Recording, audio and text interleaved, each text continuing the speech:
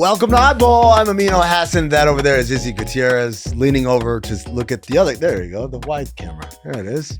So Izzy, March is a really weird time in the NBA calendar. You got some teams that are, trying to get to certain seeds, or some teams, Toronto, that are like, hey, we're done with the year, Utah, and then some teams are ramping up to maximize their efforts to save their seasons before it's too late, maybe like the Phoenix Suns. So this all leads to some pretty odd trends, and it can be hard to know what's real and what's fake. So lucky for you, we exist at the intersection of odd and ball, because ball is life and life is real, and that's real, and odd is not real, or maybe it is. And we can guide you through this turbulent time. Welcome to the Odds of March. Wow. Yeah, there's the deadliest segment we've ever had. A lot more blood than I thought there would be on that graphic. Holy crap. All right, here's how this is going to work. Izzy and I will take turns sharing a trend we've observed over the past few weeks. Then we'll work together to decide whether it's real or just March shenanigans. Izzy, you want to start us off? I will. And here is the question for me. Are the Bulls good? Wow. The Bulls Out perpetually in play in purgatory, Yes. always in that 8, 9, 10 range. They haven't been this hot since maybe the GOAT's been around and Michael Jordan. Mm-hmm. 8-2 in the... Okay, I'm sorry. Derrick Rose, I'm sorry. What? Maybe Chicago, they're 8-2 in their last 10, and Kobe White's being mentioned in the same sentence as MJ? What sentence would that be? Oh, okay. He had 30.3 points, 4 assists, and a 3-1 record for Player of the Week. Again. Look at that tweet. Yeah, that tweet from the Bulls. He's Player of the Week. Again. Second Bulls player ever to earn East Player of the Week in back-to-back weeks. Right there with MJ. You know what? I'll give it to him. Yeah, that's a fair comparison. So for the record, it goes MJ, Kobe White, then Derrick Rose. That's right. Sorry. Okay. Sorry, Kobe White. How much stock do you put into this late season thing? Is this a March thing? Is this like, taking advantage of just playing some bad teams or playing carefree, or are they actually good? Well, I believe it was Monday's episode this week of Oddball where we talked about the Bulls season turned around when Disturbed did a concert at the United Center and the pyrotechnics damaged the championship banners. Mm-hmm. And what I said at the time was, or maybe I said this on a different show. I said this on Basketball Illuminati. I said, this is going to spur the Bulls into a magnificent end to the season. This is it. Because now the banners are damaged. They got to replace them with new banners. Mm-hmm. So what do? You start winning. By the way, Basketball Illuminati, what's the slogan there? Keep your third eye open. That's not this show. This show is Oddball. Yes. Keep your second ball open. Oh. What do you think about so you think they have enough to first of all, in a one-game sample, the way they're scoring, if they're in a play-in, I don't want to see them. Well, it depends on who I am. If I'm the Heat, I don't want to see them. Yeah. Right? If I'm the Hawks, I don't want to see them. If I'm the Magic, I think I shouldn't be here. Let me see whoever's in here. I shouldn't be here. But in terms of their future, dude, Matas Buzelis, who try as I might, and to hope that his future is not bright. It looks very bright, right? I love Kevin Huerter. Like, he's a good player. He's not a star, but he's also not a scrub. He's like a good player that you want around that helps any good team win. Kobe White has taken a leap, as we know. And then Josh Giddey, man, like he's a do-it-all kind of guy. When you surround him with shooting and scoring, he gets better. He's sort of an all-star role player. Yeah, in a weird way, like I'm not comparing him to this player, but it's the same kind of effect. It's like Draymond Green. The better the players you put him around him, the better he is for the team. But he's more of an offensive wizard that way, not both sides. Yeah, not both sides. It's on the offensive side. But I like what they're putting together. I think Vucevic was a guy they should have moved at the deadline to get assets and to continue. I feel like they tried. Well, we'll see. We'll see what happens. So, to answer the question, March oddity. Let's be real. Yeah. I can see them getting into the play-in, but I don't think they're going to do anything when they get there. Getting into the playoffs, but I don't think they're going to do anything when they get there. They're not going to. You think they're going to win 2 play-in games? No. You've gone too far. All right, next. Jason Tatum of the Celtics. I said Jason with an M for some reason. No, it's okay. He's missed time recently with an ankle injury. He got hurt in that against the Kings, so he's missed some time recently, Izzy. The question is he really hurt, or is this just a March vacation? This time, we all saw him injure his ankle against the Kings, but this time of year just feels like, guys just kind of take some time off. It does feel like ever since LeBron did it, right? Complained about the back-to-back sets and then missed the last 4 of those. You see games, and it's just the time of year. Hey, if you're a home team, you're probably going to sit some guys. The thing about the Celtics it doesn't matter. Like they're still, this is insane to me. They're still going to put up their average of 48 something threes, right? They pretty much put up 50. They put up 50 every game. Yeah. What does Jason Tatum shoot from three? I would say like 36%. 35. Yeah, it's not great. Not great. So you put somebody else in there that can still take those same shots because you have other creators where you don't need Jason Tatum. They're still going to get their 53s. If they make, 26 of those bad boys, like it's going to be a blowout. I want you to put a pin in that because I'm going to tee you up on something crazy. But I do want to listen to Jason Tatum talk about his own injury on the Kelsey's pod. Doesn't sound like he's very concerned. We saw the ankle injury up there in Sacramento, man. Hopefully everything's good. How's everything feeling? I'm feeling good, man. It's a few benefits to being 27. You recover a little bit faster. Let him know. I'll be all right. Man, what it was like. So what he's basically saying here is like, the night he rolled is like, oh my God, my ankle. And then like 2 days later, he's like doing cartwheels and jumping jacks and stuff like that. He's not lying. 27 was a magical time. I was going to say, it's shocking that he's even 27, man. Jason Tatum's always going to be one of those people that just seems like he's older because he's been around and been successful since day one. Yeah. The other thing I wanted to ask you is Celtics winning in the first round without Jason Tatum. So they'd probably play either Orlando or maybe the on-fire Chicago Bulls. In that 7-8, who do you think, or excuse me, not who do you think? Do you think the Celtics get it done without Tatum? I will say this. The Orlando Magic would scare the bejesus out of me if I'm one of those top two seeds because of the defense that they can play. And so if you're missing Jason Tatum and you're going to have to find somebody else to help you create, I don't want to do that against the Orlando Magic defense. Buddy, let me tell you something. Like Jaylen Brown, this is going to be his opportunity to, look, you think you could be the franchise player? But this is an odds of March thing because Jason Tatum is not going to miss any playoff time. In fact, he's probably revving up for the playoffs right now. So let's move on to the next one. An insane trade rumor at about this time of year seems to come up. So yesterday, Nick Wright gave us our first doozy, is a word that I don't actually use very much, of March, a KD, Kevin Durant free agency rumor. It was two totally unrelated people, both of whom have reputations for knowing things that other people don't know, have said to me, watch out for Durant in Boston. All right, so this is not a free agency rumor. This is a trade rumor. Durant has the ability to opt out, but I don't think he's going to do that. He'll get traded because Boston is hopelessly over every single apron, every set of tongs, any kitchen appliance or kitchen paraphernalia. They're there with their payroll. In which case, again, we ask Kevin Durant trade, what would that even look like?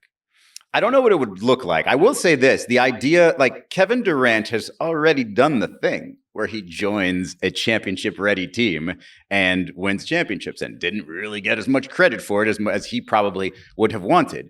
Don't know what's going to happen with the Celtics this year, but if they, let's say, reach the conference finals and get knocked out after making the finals in 2 of the last 3 years previous, and winning one of those championships, I don't think Kevin Durant's going to want to go to that ready-made team. I don't think he's going to want to play in Boston for that matter. His buddy Kyrie Irving did not have a very good experience there. And I just feel like he would try to, keep this from happening. I think basketball-wise for him, it represents all of the worst elements, right? In the sense that it's a great team that's already won. So you're getting somewhere where they've already won. We've already seen how that played out in Golden State. And I'm with you. He deserves a ton of credit for what they were able to accomplish, but he didn't receive any.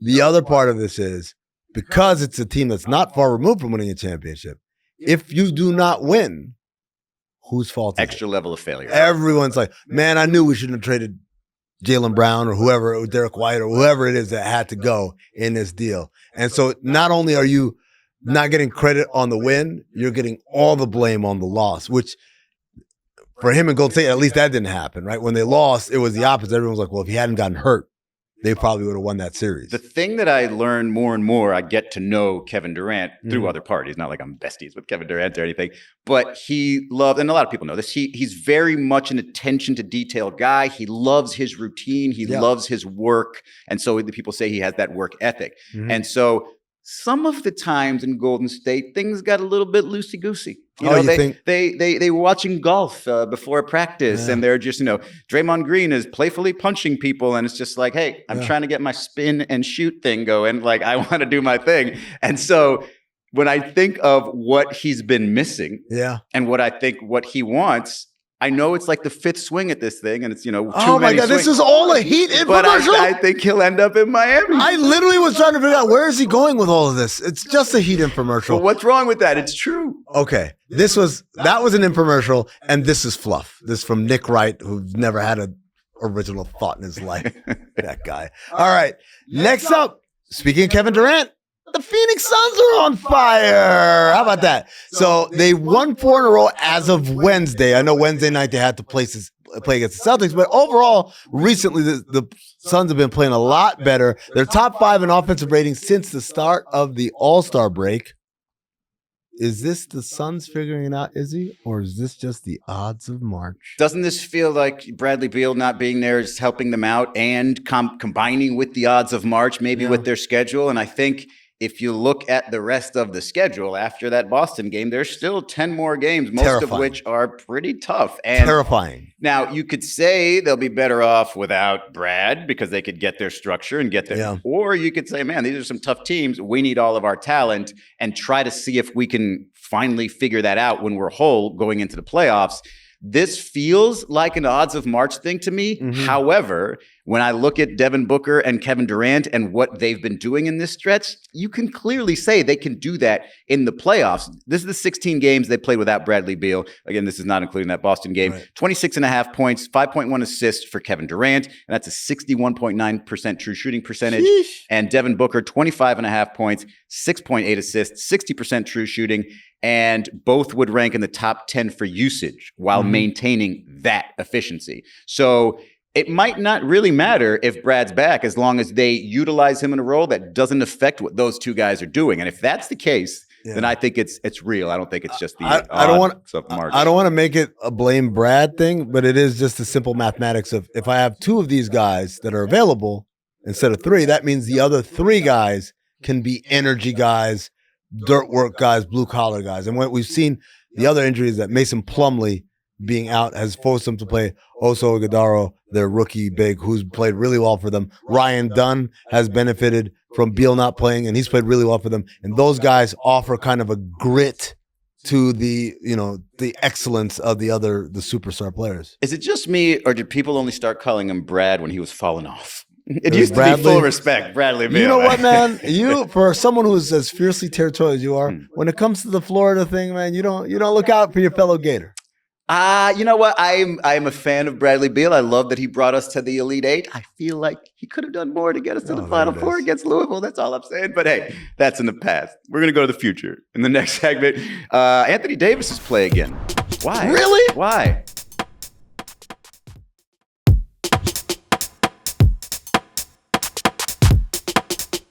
Welcome back to Oddball. We're still playing the odds of March, even though Amin was not ready for it.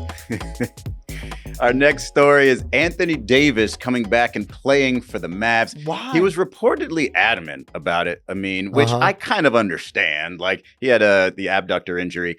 I get with his reputation that he would want to, hey, why not if I got these 10 more games? Why not if I can get us into the play-in? Why not if I can get my new fan base excited? But I asked why not 3 times. We have more than 3 why nots as to why, because you could injure it again, and there's nothing going on this postseason that's going to, make up for the fact that they lost Luka. I think that the team, this is oddly enough, man, this is a great leadership move by Anthony Davis.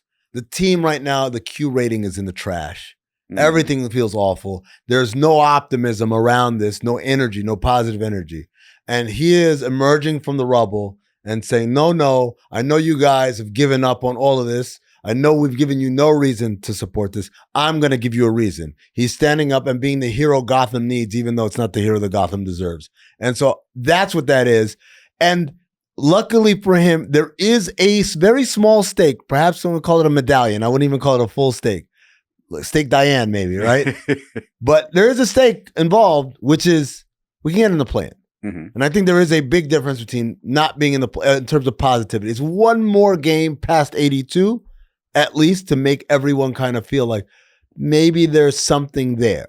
maybe there's something there. So I'm not going to call it an odd of March. It's real. I think it's real, him playing. I think what he's trying to do is very admirable, especially in a time where everyone is like, oh, you should just sit. You should sit. Who cares? Like, and sitting culture has become a thing. He's going to stand up and say, I'm going to stand for it. Of course, if he gets hurt standing up, then we're back to square one. Well, like you mentioned, they do have this play-in fight, and it's them basically or the Suns. And we mentioned earlier, the Suns' schedule is brutal. Mhm. The Mavs is a little bit easier. They won't have Anthony Davis safe for like back-to-backs. And who knows if he like has the slightest little pull, they'll keep him out. But with that Suns schedule, yeah, I think it is a nice little story if they can just get him into the play-in, bump Kevin Durant out, and have a decent fight for one game. Because I mean, Anthony Davis does bring defense. Defense can win you one game. It's in a one-game sample size, anything can happen, as we've seen. Sure. All right, next up, Nikola Jokic has missed a bunch of games due to injury. He missed 5 games in a row, and that's odd because Jokic almost never misses time. Matter of fact, Izzy, I've long claimed that his first MVP happened because Joel Embiid got hurt. If you remember that year, it was Embiid and Jokic, Embiid, and then Embiid got hurt. And that's why I said we don't need a 65-game rule, because the voters have always demonstrated when guys miss a bunch of time, they're, this is what happens. Mm-hmm. Now, the Nuggets are 2-3 over the past 5 games without Jokic. Do you think Jokic is really injured or just preparing for the playoffs? Well, let me ask you if this is effective. As if you're on an NBA team, your best player, clearly your best player, still doing his thing. Nothing, if you're struggling, not his fault, right? If you're winning, he's still ahead of the snake. He's still leading everything. Yeah. But your supporting cast, inconsistent. If you're Nikola Jokic, do you say, okay, get yourself consistent, get in the game, have these games without me, and when I get back, keep playing that way so that I can fit my way back in? Because that's the only way I would say, oh, okay, he's taking time off or whatever. But I mean, I don't think he's a guy that needs the rest. He always looks tired anyway. Yeah. And the irony is, if there were anybody who could say, hey, just sit it out and rest, it would be Aaron Gordon. That's the guy dealing with that calf injury. Yeah, to keep that I would popping up. I would love to get him extended rest. I think it's a real injury, man. Like you said, Jokic plays. He's got a history of playing. His first MVP, revisionist history won't remember this. I promise you. There was the majority of voices were saying, oh, Embiid's the better player. But he missed so much time. We're like, oh, we got to give it to the guy. It was not just him. Every other MVP candidate that year missed a bunch of time. And like Jokic almost default won it. Like he had a great season, but it was like, well, this guy played like 60 out of the 72 games. Yeah. So we're going to give it to, or 62 or 66 or something like that. And then what ended up happening over time is like he got better and better and better. And so I'm going to say this is real. It's not an odds of mark. You mentioned Aaron Gordon. Like, I feel like people still have that fear from like KD from the 2019 postseason, where if it's a calf injury, I'm not taking a single chance with that thing, because that quickly turns into an Achilles tendon injury. And it can. It can. If you're playing on it, it can. That would be the most vulnerable, right? But let's move on then. So if that's your ruling there, not an odds of March. Bronny James. The son of LeBron James. I don't know if you knew that. They're related. They are. The month of March has been pretty good to Bronny. First, he scored 17 points, an NBA career high against the Bucks, and he had a career high in the G League at 39. He had 39-7, 4 assists, 4 steals, was 14 of 21 from the field, hit 4 threes. That's apparently 4 fire emojis worth of success there. Did LeBron tweet it? LeBron would have given him a 5th. There you go. Has Bronny turned a corner? By playing well in the G League? Yeah, sure. Like, this is the thing. This is what we've allowed, both sides have allowed this conversation to go crazy. At the very beginning of the year, JJ Redick said, like, this dude is not ready right now for NBA play.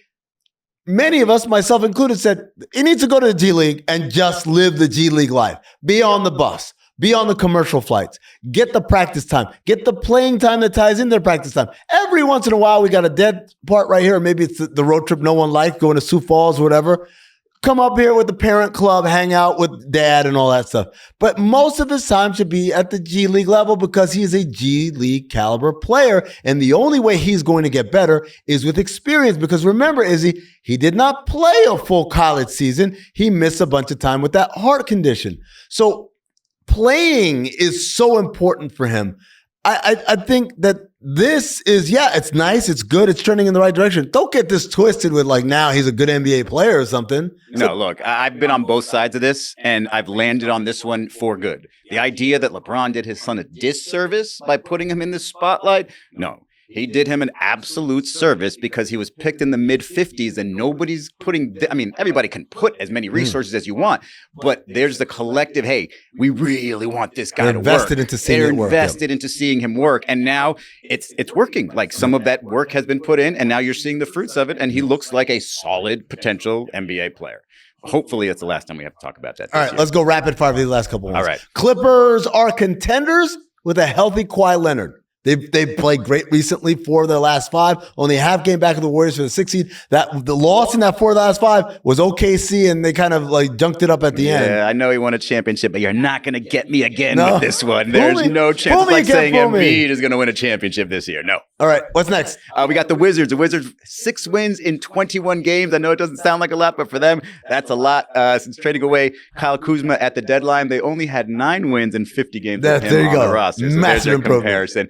Did the Wizards figure something out? Was it an addition by subtraction thing, my favorite phrase, or is it just March? I think it's just March. There's always a bad team that plays better towards the end of the year, but I do think the removal of Kyle Kuzma and the replacement of him with people who allows their young guys to really, really shine. Yeah, which is funny because he was blaming their young guys for all the losses earlier. All right, last one, the Jazz. The Jazz are still the very worst. They're awesome. They're excellent at being bad. They were beating the Grizzlies at halftime, then they were outscored 76-38 in the second half. Is this just March tanking, or did the Jazz stink? Yes. Isn't that the both, right? No, they are the king of this, and every once in a while they'll pick up a draft pick from somebody to help a trade happen. That's what the Jazz do. We got a little bit more time. One more thing. All right. Mind the Game is back, and we've got a new co-host. It's Steve Nash. Wow. I'm excited for this. I think he's perfect for this show. 200% more MVPs than JJ Redick had on the podcast now. Amazing. All right. What do we have next? Yesterday, we showed you some footage of our time with Akbar Domestique. He is the statue artist that we commissioned to help us create a Jimmy Butler statue outside of the Kaseya Center. We were there talking to fans and seeing which statue they wanted of Jimmy. Things seem to have calmed down a little bit between Jimmy Butler and the Miami Heat. You know how we know that? Because there's a statue on the way. We commissioned an artist named Akbar Domestique. I make statue. Yes, I make a statue for very big time people. Abdurrahim Muhammad Khalafallah, very famous actor. Daballah Muhammad Saiti, expert. How you say tennis? Ping pong. Bing bong. Bing bong. Aywa. Also, I make for Sharon Stone. We're going to talk to the people, and whichever statue gets the most votes, that's the statue. We build statue, yes. Okay.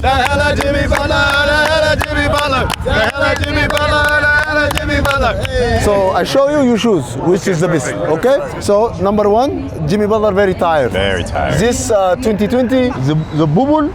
The bubble. I think people are going to take advantage of the position here when they take their photos. Number 2, we have this. Why you laugh? In Philadelphia, they say we give Tobias Harris. Jimmy Butler very mad. Jimmy said Tobias over me, so we make Jimmy over Tobias. This is nice. Have you asked Tobias about this design? That's unimportant. Philadelphia, Detroit, wherever he is, I don't care. This one against Boston. Al Horford make a shoot and go timeout. Jimmy Butler make big shoots and big timeout. And I call this one to you, Al Horford. You know, Al Horford very bad. And then this call culture. Emu hair.